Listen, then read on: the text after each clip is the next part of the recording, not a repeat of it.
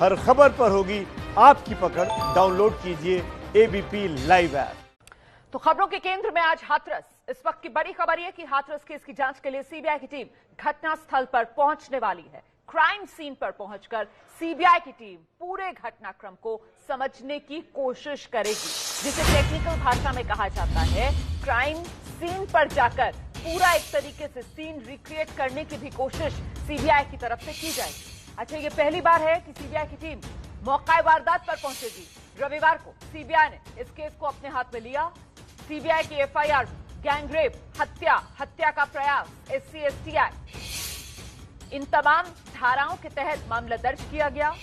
कल ही पीड़ित परिवार हाईकोर्ट में पेश हुआ। परिवार ने अपनी बात कोर्ट के सामने रखी। परिवार ने प्रशासन पर सवाल उठाए, जबरन अंतिम संस्कार करने की बात कही और हाथरस के डीएम पर गंभीर आरोप लगाए। अब इन सभी मामलों की जांच सीबीआई के पास है, तो मौका वारदात पर पहुंचने वाली सीबीआई की टीम इनकी जांच करेगी कि गलती कहां है, किस किस से हुई है। सीबीआई की टीम पहुंचने से पहले हाथरस में भारी पुलिस व्यवस्था कर दी गई है। जी हां, सुरक्षा व्यवस्था बेहद चाक चौबंद। हालांकि क्राइम सीन पर अब क्या मिलेगा, इसे लेकर संशय भी है, लेकिन सीबीआई की जांच उसी जगह से शुरू होगी। पीड़ित परिवार ने 4 लोगों पर आरोप लगाया और कहा कि पीड़ित लड़की से गैंगरेप के बाद गला दबाकर उसकी हत्या कर दी गई। इन तमाम आरोपों के बाद अब सीबीआई की जांच शुरू हो गई है और सबूत जुटाने टीम मौके पर पहुंच रही है। सीधे आपको लेकर चलते हैं रक्षित सिंह के पास। वहीं हाथरस में वो गांव में वो क्राइम सीन, वहीं पर मौजूद रक्षित सिंह। सीबीआई की टीम के मौका वारदात पर पहुंच गई है या भी और समय लगेगा रक्षित? रोमाना, अभी समय लगेगा, लेकिन किसी भी वक्त जो सीबीआई की टीम है वो पहुंच सकती है यहाँ पर। इस वक्त मैं क्राइम सीन पर ही मौजूद हूँ। सबसे पहले तस्वीरों में आपको क्राइम सीन की तरफ जाने वाला ये रास्ता दिखा देता हूँ। यहाँ पर आप देख सकते हैं कि रस्सी जो है वो लगाकर फिलहाल रास्ते को यहाँ पर रोक दिया गया है क्राइम सीन से दूरी का। और अब जो आगे की तरफ ये रास्ता जाता है, ये पगडंडी जो जा रही है, इसी में जो आगे की तरफ आपको ये पेड़ नजर आ रहा है, पेड़ के ही जस्ट बगल वाला जो खेत है वही क्राइम सीन था। और क्राइम सीन पर आज सीबीआई पहुंच रही है।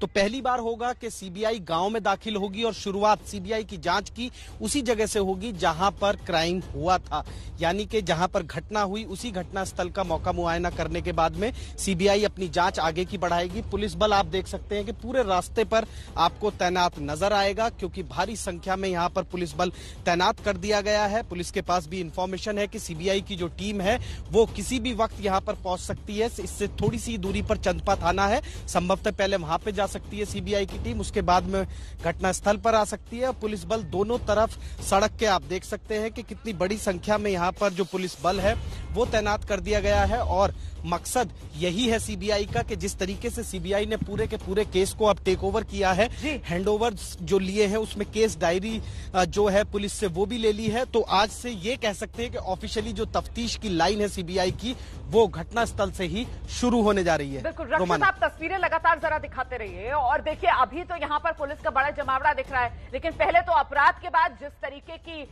लचर एक तरीके से पूरी जांच में भूमिका रही पुलिस की, और उसके बाद जिस तरीके से क्राइम सीन पर हमने एबीपी न्यूज पर स्टिंग ऑपरेशन दिखाया था कि उसको बिल्कुल गंभीरता से नहीं लिया गया पुलिस की तरफ से। वो पीड़िता की चप्पल, टूटी हुई चूड़ियां सब वहीं क्राइम सीन पर बिखरी पड़ी हुई थी। क्राइम सीन की कोई सैंक्टिटी मेंटेन नहीं की गई पुलिस की तरफ से। ऐसे में अब उस क्राइम सीन पर क्या महत्वपूर्ण सुराग जो मिल सकते हैं सीबीआई को, इस पर मैं आपके पास आऊंगी। लेकिन समझिए ये बात कि कल ही हाथरस का पीड़ित परिवार लखनऊ से वापस अपने घर लौटा।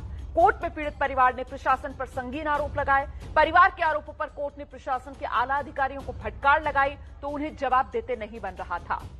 अच्छा, कोर्ट ने सीधे हाथरस के डीएम से सवाल किया कि अगर किसी रसूखदार की बेटी होती, किसी बड़े आदमी की बेटी होती, पावरफुल व्यक्ति की बेटी होती, आपके परिवार की बेटी होती, कि आधी रात को इसी तरीके से उसका अंतिम संस्कार कर दिया जाता?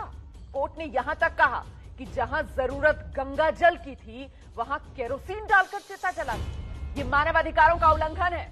और अपनी सफाई में डीएम साहब दलील दे रहे हैं कि शव खराब होना शुरू हो गया था, गांव में 300 से 400 लोग की भीड़ जुट गई। इस पर परिवार ने कोर्ट के सामने अधिकारियों की पूरी पोल पट्टी खोल के रख दी। रिपोर्ट देखिए जरा। हाथरस केस की सुनवाई के लिए जब इलाहाबाद हाई कोर्ट की बेंच बैठी तो यूपी सरकार और पुलिस के बड़े बड़े अधिकारी कटघरे में थे और सामने खड़ा था पीड़िता का परिवार। अदालत ने अपर मुख्य सचिव गृह Avanish Awasthi, DGP Hitesh Awasthi, ADG law and order Prashant Kumar, DM Praveen Kumar Lakshkar और तत्कालीन एसपी विक्रांत वीर को तलब किया था। जैसे ही सुनवाई हुई, अदालत के सवाल पर पीड़ित परिवार का दर्द छलक पड़ा। परिवार ने बताया, हमारी मर्जी के बगैर रात में अंतिम संस्कार कर दिया गया। अंतिम संस्कार के दौरान परिवार का कोई भी साथ में मौजूद नहीं था। सिर्फ कुछ गांव वालों को बुलाकर वहां पर गोबर के उपले रखवा दिए गए थे, जबकि हम चाहते थे कि अंतिम संस्कार सुबह 5 बजे के बाद किया जाए। परिवार को अपनी बेटी का चेहरा देखने का एक अंतिम मौका भी नहीं मिला। इस पर कोर्ट ने एडीजी प्रशांत कुमार से पूछा, अगर आपकी बेटी होती तो क्या बिना चेहरा देखे उसका अंतिम संस्कार होने देते? कोर्ट बहुत ही नाराज है कि इस तरीके से अगर आप लॉ एंड ऑर्डर भी आपको ठीक रखना है तब भी आप किसी के फंडामेंटल राइट्स का, बेसिक ह्यूमन राइट्स का वायलेशन नहीं कर सकते हैं। कोर्ट ने डीएम प्रवीण कुमार लक्षकार को भी कड़ी फटकार लगाई। जिस अंतिम संस्कार में गंगा जल का इस्तेमाल होता है उसमें आपने केरोसिन तेल और पेट्रोल का इस्तेमाल कर शव जलाया। यह मानवाधिकार का उल्लंघन है। अपने बचाव में डीएम प्रवीण कुमार ने दलील दी, वहाँ काफी लोग जमा थे। कानून व्यवस्था बिगड़ने की आशंका की वजह से रात में अंतिम संस्कार का फैसला लिया गया। पीड़िता के परिवार ने डीएम के इस दावे का भी जोरदार तरीके से विरोध किया। कहा, उस दौरान वहाँ पर 200 से 300 पुलिस वाले थे और गांव के सिर्फ 50 से 60 लोग मौजूद थे। ऐसे में डीएम का ये कहना कि वहाँ पर बहुत ज्यादा भीड़ थी, गलत है। ये सारी चीजें जो इन्होंने झूठ बोली हैं स्टेट के तरफ से, जो भी डीएम ने बोली हैं, ये सारी चीजें अब वीडियो के थ्रू जो भी वीडियोज बनाए गए सामने आएंगी और सारा कोर्ट उसको देखेगा और एप्रोप्रिएट आई थिंक मुझे लगता है कि एक्शन लिया जाएगा। कोर्ट में पीड़िता की भाभी ने डीएम प्रवीण कुमार के इस बयान का भी जिक्र किया, जिसमें वो परिवार से कहते हुए नजर आ रहे थे कि अगर तुम्हारी बेटी कोरोना से मर जाती तो तुमको कुछ नहीं मिलता। बोला था मैम, उन्होंने यही बोला कि कोरोना से मरती तो इतना मुआवजा नहीं मिलता। आपकी कुछ आपने सुना अपने कान से? डीएम ने बोला? जी, मैं यहीं खड़ा था, मैंने उन्हें तुरंत रोका, उनके हाथ जोड़े कि सर आप जिला अधिकारी हैं, मैं आपके आगे हाथ जोड़ता हूं, ऐसे अपशब्द मत बोलिए। तो उनके साइड में बैठे एसपी बोलते हैं ये कोई अपशब्द नहीं होते, हम आपको नसीहत दे रहे हैं। सूत्रों के मुताबिक कोर्ट के तीखे सवालों के आगे अफसरों की बोलती बंद थी। क्या वो अभी भी अपने उसी रुख पर कायम है कि हाँ हमने परिवार की मर्जी से अंतिम संस्कार किया था? अभी भी वो यही कर रहे हैं? वो बोल रहे हैं, लेकिन जब क्रॉस क्वेश्चन जस्टिस साहब कर रहे हैं तो उनके पास स्पीच लेस है, आंसर लेस है, क्योंकि परिवार की मर्जी से नहीं किया। अब 2 नवंबर को इस केस की अगली सुनवाई होगी। प्रशासन को कोर्ट के सवालों का जवाब देना होगा। परिवार ने अदालत से सीबीआई की जांच रिपोर्ट गोपनीय रखने की भी मांग की है, जिसे मान लिया गया है। तो देखिए, फटकार तो जबरदस्त तरीके से अदालत की तरफ से लगाई गई। ये कहा गया कि जो अंतिम संस्कार गंगा जल का जिसमें इस्तेमाल किया जाता है, आपने केरोसिन और पेट्रोल छिड़क कर आग लगा दी, ये मानवाधिकार का उल्लंघन है। अच्छा, सीबीआई की टीम हाथरस में वारदात वाली जगह पर पहुंचने वाली है। लगातार रक्षित सिंह हमारे साथ बने हुए हैं और आपको याद दिला दें कि पहले घटनास्थल से चप्पल, हसिया बरामद हुआ था। अब सवाल यह है कि क्राइम सीन पर पहुंचकर सीबीआई को पड़ताल में क्या मिलता है। एक तरफ जांच जारी है, दूसरी तरफ पीड़ित परिवार ने कोर्ट से केस को दिल्ली या मुंबई ट्रांसफर करने की गुहार लगाई है। कोर्ट में पीड़ित परिवार ने प्रशासन पर कई आरोप लगाए हैं। पीड़ित परिवार ने एबीपी न्यूज से बातचीत में बताया कि कोर्ट के रुख से अब उन्हें न्याय मिलने की उम्मीद जगी है। बात करते हैं पीड़ित परिवार से कि अदालत में जो भी कार्रवाई हुई है, इनसे क्या सवाल जवाब हुए और क्या इनको जानकारी दी गई है, कितने संतुष्ट हैं ये। आप बताइए कि क्या क्या बात हुई अदालत के अंदर और क्या कार्रवाई हुई है, क्या आपको जानकारी दी गई है? जो कार्रवाई हुई है, ये जो 29 तारीख को जो दाह संस्कार जो हुआ है उसके बारे में बातचीत करेगी पूरी तरह से। जिस तरह से हमारे शासन प्रशासन ने जो हमारे साथ व्यवहार करा है उसके बारे में पूरी जानकारी बताया गया है। हमने अपने पक्ष रखा है। उन्होंने पूछा था कि आपके जो दास जो क्रिमिनेशन हुआ है आपकी उसमें आपकी मर्जी थी क्या? नहीं, मैंने हमारा कोई इसमें वो नहीं था। इन्होंने जबरदस्ती ले जाके डेड बॉडी को जलाया गया है और हमारे जो बहन जो है उसकी डेड बॉडी को हमको दिखाया भी नहीं है चेहरा कि उसकी है या किसी और की है। मत काफ़ी सारे सवाल थे और जो डीएम साहब ने हमारे साथ जो बर्ताव किया है, अलग तरीक़ा से जो बात करी है उसके बारे में हमने भी बताया उन्हें। उस टाइम हम लोग थे तो उन्होंने बताया कि अगर वो किसी ठीक ठाक परिवार से होते तो आपके ये करने के नहीं होता। ये जज साहब ने बोला? जज साहब ने बोला था ये। हाँ, तो अब इसमें आगे की आपको क्या जानकारी दी गई है? क्या आगे की अब 2 नवंबर की डेट दी है न्यायालय ने, देखो क्या होता है। तो उसमें क्या आपके परिवार को भी बुलाया गया है? हो सकता, पता नहीं है, बुलाया जा सकता है। अगर देखो नोटिस वोटिस शायद के अभी तो 2 तारीख बताया गया हमें तो। और इसके अलावा और कोई सवाल जवाब किया हो या आपको कोई और शिकायत रही हो वो आपने जज साहब के सामने रखी हो? जी नहीं, हमारी और कोई शिकायत नहीं थी। जो हमारे जो उन्होंने पूछा था आपकी जो सुरक्षा कैसी हो रही है, मैंने सुरक्षा तो अभी ठीक है, पर आगे के लिए हमें सुरक्षा पूरी तरह से चाहिए हर तरीका से। और जो हमारे जो केस है वो हमारा दिल्ली ट्रांसफर किया जाए, दिल्ली या मुंबई के लिए बोला हमने। जैसे अदालत ने जो आज सुनवाई की है और जिस तरीके से प्रशासन को फटकार लगाई है, उनसे और भी सवाल जवाब किए हैं, अब आपको क्या उम्मीद लग रही है? अभी देखो फटका लगाइए, आगे पता नहीं क्या होगा। अब देखो थोड़ी उम्मीद जागी है, अब आगे क्या होता है। जैसे आप बेटी के पिता हैं तो आपको क्या उम्मीद लग रही है? उम्मीद थोड़ी सी लग रही है कि हमें न्याय मिले, वो बेटी को इंसाफ मिले। वो थोड़ी सी उनके मन में भैया के क्या कहते, ये गरीब परिवार से इनके संग साथ में अच्छा बर्ताव ना हुआ। और सीबीआई जांच को लेकर कोई सवाल जवाब वहाँ हुआ हो या आपसे पूछा गया हो? नहीं, सीबीआई के बारे में कोई जवाब नहीं हुआ, कुछ नहीं पूछा गया। क्या कुछ सवाल अगर आपको ध्यान हो कुछ बता सकते हैं? क्या सवाल जैसा आपने पूछे थे? नहीं, हमने तो कोई सवाल पूछे नहीं, जज साहब ने आप लोगों से कुछ पूछा हो? जज साहब ने खाली क्रिमिनेशन के बारे में पूछा था, इसी के बारे में पूरा जाना था और कुछ नहीं। अच्छा, जी, और कोई बात जी नहीं। तो ये आपने सुना पीड़िता का परिवार है। कैमरा पर्सन वरुण कुमार के साथ अभिषेक रावत, एबीपी न्यूज, हाथरस। तो पीड़ित परिवार को आप सुन रहे थे। कल अदालत में जो सुनवाई हुई उसके बाद पीड़ित परिवार को उम्मीद जगी है न्याय मिलने की। मेरे साथ 2 खास मेहमान आप देख सकते हैं इस वक्त मौजूद हैं। हमारे साथ वकील, सामाजिक कार्यकर्ता अनुजा कपूर मौजूद हैं और लेखक तारा कौशल इस चर्चा में जुड़ रही हैं। छोटे से ब्रेक के बाद फौरन इन दोनों के पास आपको लिए चलेंगे। रहिए हमारे साथ, एबीपी न्यूज आपको रखे आगे।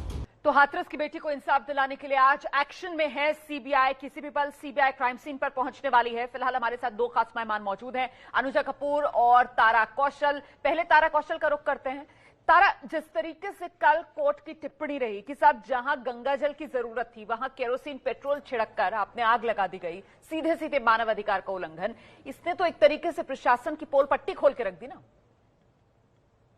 एब्सोल्युटली। मुझे बहुत खुशी हुई ये सुन के कि पीड़िता की फैमिली कोर्ट से उम्मीद रखती है, बिकॉज वेयर द पुलिस और प्रशासन दोनों ने ही इनको इतनी बुरी तरह से फेल किया है। हमारी सेक्युलर कंट्री में जहां पे कास्ट और जेंडर का सम्मेलन होता है, it seems that the court is our only option. हमारी उम्मीद कोर्ट से ही है। अब प्रॉब्लम ये भी है कि हमारी जस्टिस सिस्टम से ज्यादा उम्मीद रखना भी मुश्किल है। लेकिन फिलहाल कम से कम परिवार को अगर कोई उम्मीद की किरण नजर आ रही है तो वो सिर्फ और सिर्फ अदालत से। अनुजा, पुलिस ने, प्रशासन ने जिस तरीके से तारा भी कह रही है बार बार पीड़ित परिवार को फेल किया, बावजूद उसके डीएम को तो नहीं हटाया गया, वो तो अभी भी उसी पद पर तैनात है। देखिए, डीएम को हटाना सबसे पहले जरूरी था। अगर आप चाहते हैं कि जस्टिस सिस्टम फ्लोट करता है और क्रिमिनल जस्टिस सिस्टम, कहीं पर इस बात के बारे में बताया जाता है कि क्रिमिनल जस्टिस सिस्टम स्टैंड, क्योंकि डीएम ने ही ये बात के बारे में बात करी थी कि उन्होंने ये बोला यहाँ पर कि आपको 25 लाख रुपए दिए जा रहे हैं। क्या ये डीएम इस तरह की बातें करता है? 25 लाख रुपए दिए जा रहे हैं और अगर कोरोना में लड़की मर जाती तो क्या इसको डीएम इस तरीके की बातें करते हैं? अगर मैं पूछती हूँ उस डीएम से, जिस तरीके का उन्होंने शब्दावली का यूज किया है, अगर उनकी बेटी होती तो क्या इस तरीके की बात करते क्या है? और कोई आदमी आकर उनके लिए बात करते? देखिए, what goes around comes around, ये बात समझनी चाहिए इन्हें।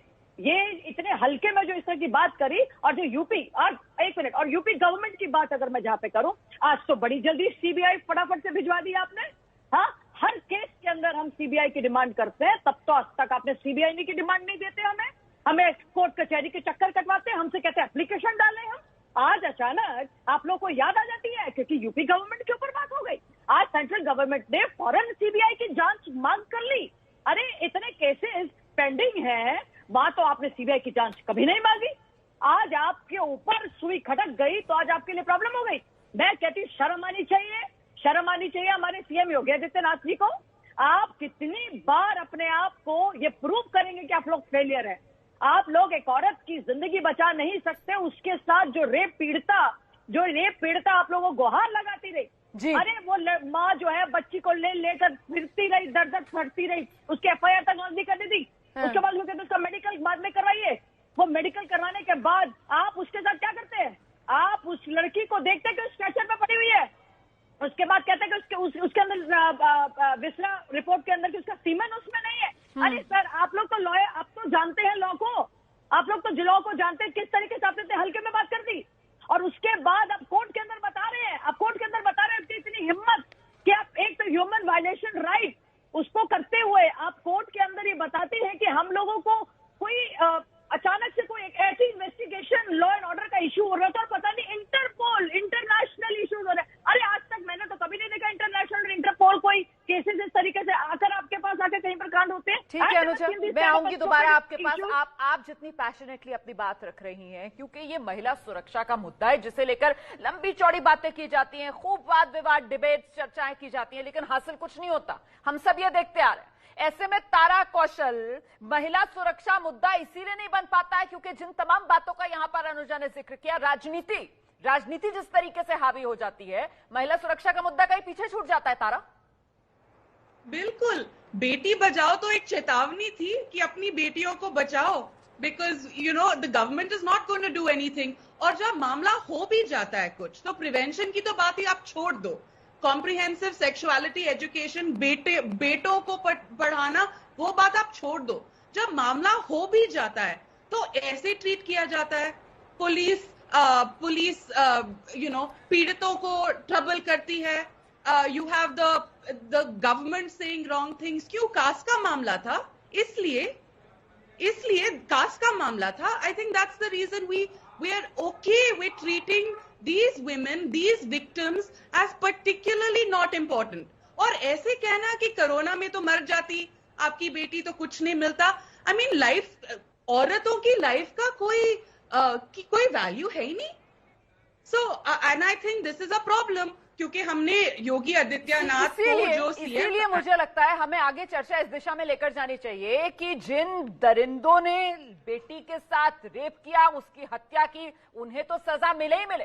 साथ ही ये प्रशासनिक अधिकारी जिनकी ये संवेदनहीनता इस मामले में निकल कर आई, जिसकी वजह से देश ने कहा कि देखो मरने के बाद भी दरिंदों ने बेटी को नोच खाया, उनके खिलाफ क्यों ना आपराधिक मामले दर्ज हो, उनके खिलाफ क्यों ना मिसाली कार्रवाई की जाए।